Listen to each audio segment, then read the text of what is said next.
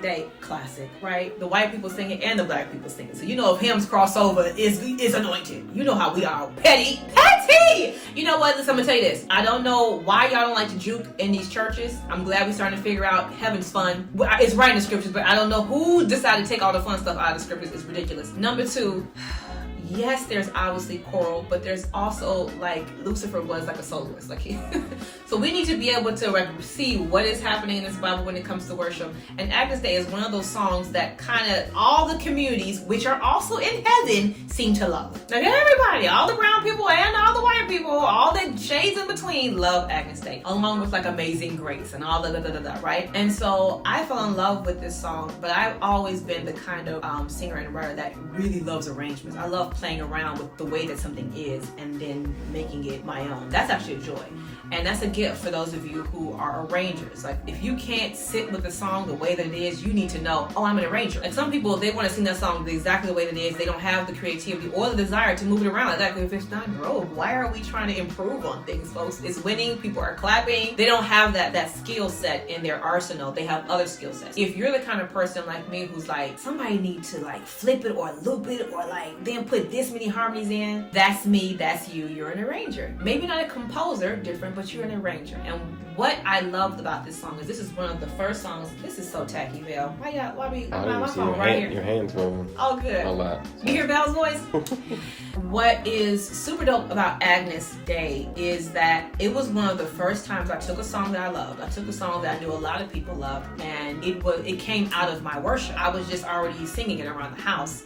And the arrangement felt very organic and it felt very personal because me and Jesus was like having a whole moment. By the way, I'm just gonna throw this out. It's a sidebar, but that's why y'all here, because y'all know I will go on a tangent and then bring it right back. So here's your first tangent. We'll see how many you get in this video. The first tangent is this. Jesus is actually an experience. I don't know who's like snatched all that, like it's more than an experience. It is. You need to intellectually be able to understand some of him. A lot of him you not, because he's God, you're not. So I mean, if you understood him, I'd be worshiping you. But a lot of us are gonna get a large depth of Christ because he only sharing himself and talking to himself with people who like him. This is really basic, y'all. It's the same like human connection. If I don't like you, you're not sharing more of yourself with me. If I don't spend time with you, if I don't have a relationship with you, if I don't enjoy your company, if there is a limited level of intimacy with us, there's only so much you're going to be sharing with me. So everybody else would know more about you who you share time with, and I'll be like, I don't get that from her. And they'll be like, what that got to do with me? That's not my experience with that woman, right? So the same is true with Jesus. I really want y'all to get that because obviously, the reason why I think people got real spooked out about the experiences of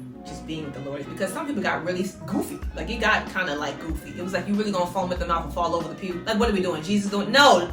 And we can go into the argument about how you out of control. However, there are so many experiences that are so true and so real. I mean, when my brain can't conceive of things that he's doing, I literally go on and remember miracles that he has performed that were full of impossibilities. I'm living in them actually right now. And I go, even if I don't understand why or how he did it, I know there was no other way this happened. He did it. He told me he was going to do it. He told me when he was going to do it, and he did it. He has done that in so many cases in my life. So I have enough experiences in my database to support my understanding, because you do need to study to show yourself approved. To support my understanding of Christ, you do need both. If you get too heady, you're not going to get them. The foolish things of man is going to be like, he hides it. The wise people see what the foolish, you can't, it doesn't make sense. But then the other aspect of it is just like, I can hear my husband's voice, not everybody, but like, that's Ashanti. I've spent enough time. I know his voice. You could not trick, honey. Let me tell you, honey, about that voice. Tangent number 2. We gonna get back. Tangent number 2 about that man's voice. So my husband was in radio. We dated long distance, 2 years or so. Oh, you hear my children. We dated long distance, 2 years or so, and I literally lived on his voice. Because I was like, first of all, I am grown and I am not supposed to be in a long distance relationship with any other grown man for 2 years. This is not how I'm getting down. But because he was in radio, he just got a different voice. He got that like smooth jazz after 9 p.m. But nevertheless, that's what I would be living on. Like, he'd be like, how you doing? Like, I'm good. And I'd be like, okay, I can make it happen for this voice. Plus he's 6 something and he's gorgeous to me. So that being said, I am actually taping. Thank you, my love. And keep quiet. That being said, I mean, we should probably keep that in just because this is real life. This is why I can't do this without Veil, and this is why it's taking, the season has opened up for me now to be able to be an artist. I got kids.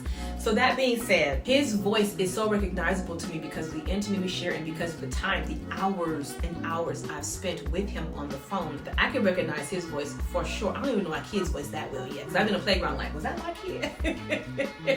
But Shanti, if he call it out, I'm like, oh, I got that voice. The same is true with God. So that being said, I was in you see how I pivot back? Are y'all proud of me?